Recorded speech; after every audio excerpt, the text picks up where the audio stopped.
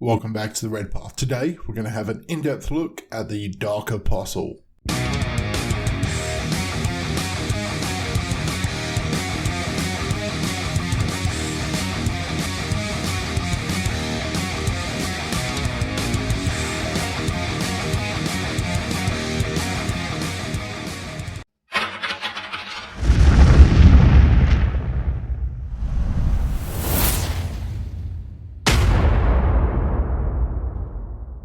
The Apostles of the Traitor Legions were born of the Word-Bearers and spread amongst the Astartes after the Council of Nicaea, with an original intent to counsel librarians who were adjusting to life as a regular marine.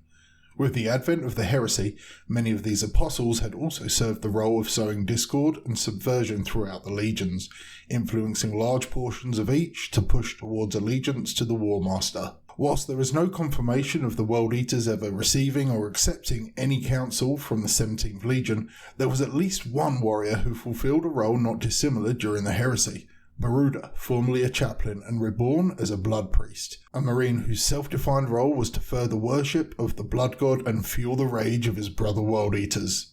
Whether through stirring oratory or inspiring combat, Baruda and any other World Eater's apostle were whirlwinds of fury, hungry for carnage at every opportunity, and stirring the bloodlust of their companions to ever greater heights. On the tabletop, the Dark Apostle fills a crucial role for almost every Chaos list, coming in at 80 points base with an absolutely necessary 10-point upgrade for the Disciples. The Apostle rocks a pretty much second tier stat line, with a move of 6, a weapon skill of 2 up, but a BS of 3, strength and toughness 4, 4 wounds, but only 3 attacks with a 3 up and a 4 up invuln. The utility of the Apostle, however, comes from their ability to buff friendly units. Firstly, and easy to forget, they do provide leadership 9 to any friendly unit within 6 inches, but more importantly have prayers that they can cast at the start of each battle round, only 1 per round but from a selection of 3. They must take Dark Zealotry, which allows full rerolls in combat, and then a mark-aligned prayer, which for World Eaters will be Wrathful Entreaty, adding 2 to the Apostle's strength. The third choice is always the most important, however.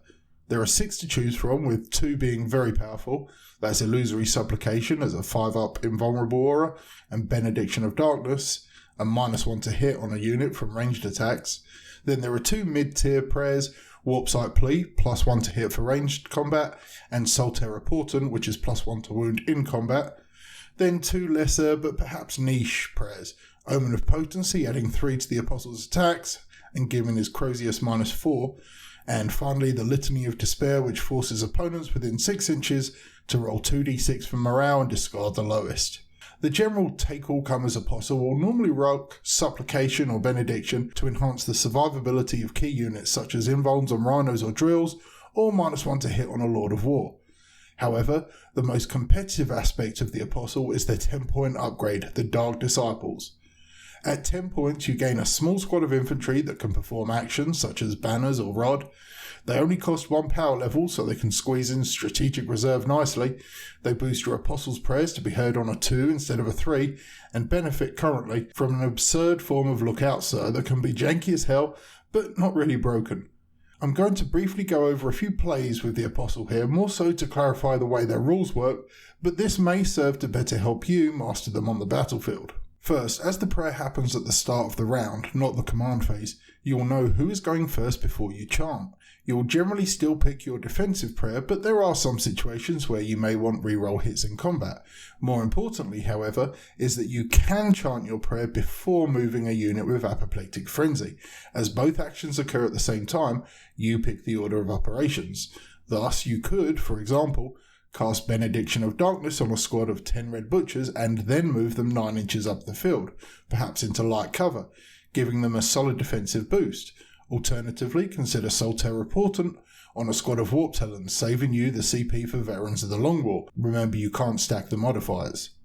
Perhaps the most fun, but not truly competitive, is Frenzy in both the Apostle and Warp Talons, and ensuring that the Talons receive the benefit of full rerolls. And with Stoke the Nails, you can cherry pick hits for Death to the False Emperor, if you so choose, for a truly absurd amount of hits in combat.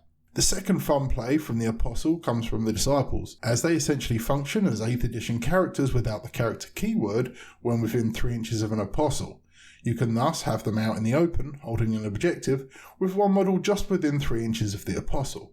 You then screen by moving a unit mid-table to generally always be closer to the enemy, and thus you are able to completely legally cheese by making your disciples untargetable, as they are not protected by lookout cert and can't be sniped. It's like a baby version of the bodyguard rule that is more defensive, but still very useful. Finally, as touched on earlier, the disciples, being incredibly cheap models, can fit into a strategic reserve at only 1 power level. If you reserve several units and end up at 27 or 28 power level, it will cost you no additional CP to stick them in and claim a late game rod or engage VP swing. In addition, if you bring 2 apostles, you can bring 2 pairs of disciples, and both apostles can benefit from the +1 to prey from one squad, while the other dips into reserve. As for what I'd like to see from the Apostle in 9th edition, I would really love a unique, Khorne flavoured or even worldy as locked Apostle, a true blood priest. One of the weaknesses of the Apostle is that it costs resources, whether prayers or stratagems, to make them potent in combat. I would like to see the blood priest have strength 5 base, and 5 attacks would be pretty good, and in addition have some unique prayers, such as the ability to stoke fellow world eaters, Death to the False Emperor on 5s or 6s as an example. Dara has mentioned this before, but buffing Death to the False Emperor, but as an aura ability, would be absolutely tremendous. I could see them being able to boost whatever our doctrine ends up being. Let's be honest, it's going to be something based on collecting skulls, ain't it? Perhaps each kill counts for double when within 6 inches of a priest, something like that. We will of course also want the upgrade mechanic that other Codex Marines have access to, an ability to chant 2 prayers or a brass collar as war gear. Things like that would be an excellent choice for such a unit. Anyway, that's my thoughts on the Apostle. Do you run one in your Chaos list? Do you find them powerful or lackluster? Let us know in the comments your thoughts, and maybe we can all learn a thing or two about this critical unit. So until next time folks, stay healthy, stay safe, and kill main burn.